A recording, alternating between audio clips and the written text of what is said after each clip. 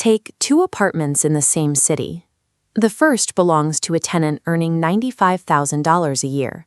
Inside, a $4,000 leather sectional faces a 75-inch television, and spare bedrooms serve as storage for items still in their boxes. This person checks their bank account with a knot in their stomach. They are two missed paychecks from a crisis. The second apartment belongs to an earner making $52,000. The rooms are open, and the kitchen contains only the tools used daily. This person has 18 months of expenses saved and invests 20.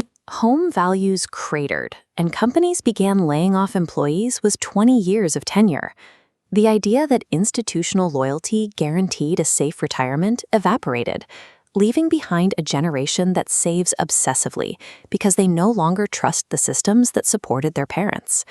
We are currently living through a period where the rules of money have shifted, yet the pressure to accumulate physical goods remains. Most people are still playing a game designed for an economy that no longer exists. Relying on the old playbook of consumption and corporate loyalty is the reason high earners frequently find themselves with high net worths on paper, but zero actual liquidity in reality.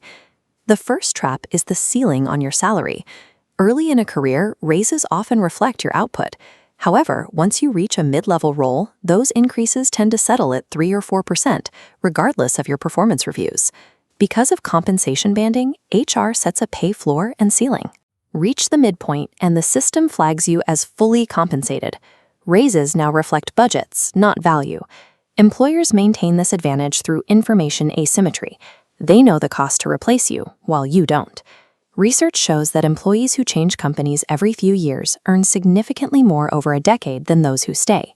Internal raises move at the speed of slow-moving corporate bands, while external hires are priced at current market rates. A 3% raise is a calculation of what a company believes you will accept to remain in your seat.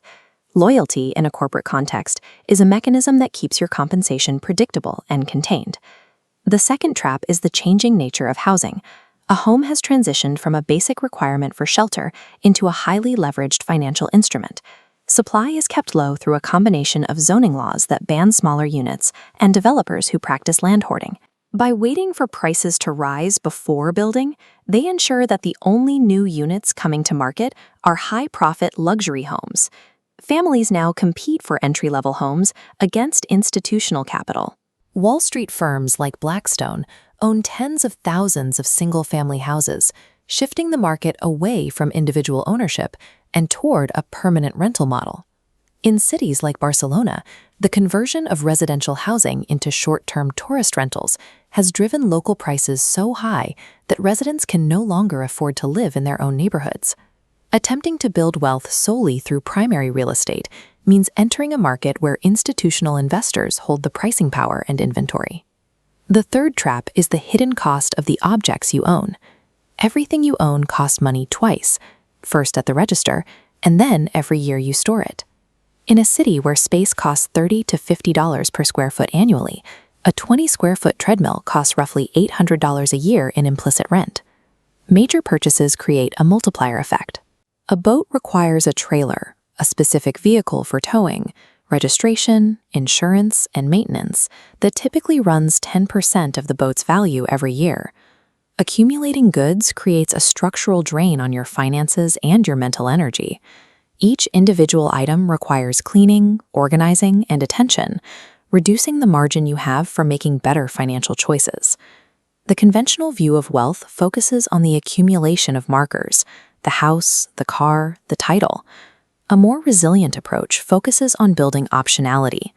Optionality is the ability to walk away from a toxic workplace, move for a new opportunity, or handle an emergency without asking for permission. This requires resources that are liquid and flexible. Wealth locked in a house you can't sell or a car that is losing value does not provide the same freedom as capital you can access immediately. Every purchase is a trade. You are choosing between the immediate satisfaction of a possession and the long-term ability to control your own time. To gain leverage in your career, you must track your market value using external data. By knowing what a competitor would pay for your role, you remove the information advantage your employer uses to cap your raises. On the spending side, define a baseline of enough. Use the replacement test. If an item you own disappeared today, would you spend money to get it back? If the answer is no, it is a drain on your mental and physical space. Instead of relying on real estate, which requires $4.7 million in an S&P 500 index fund to generate $5,000 a month in dividends, you can target a specific income strategy. An income portfolio focuses on 3 variables: 1.36% starting yield, 19% dividend growth, and steady appreciation.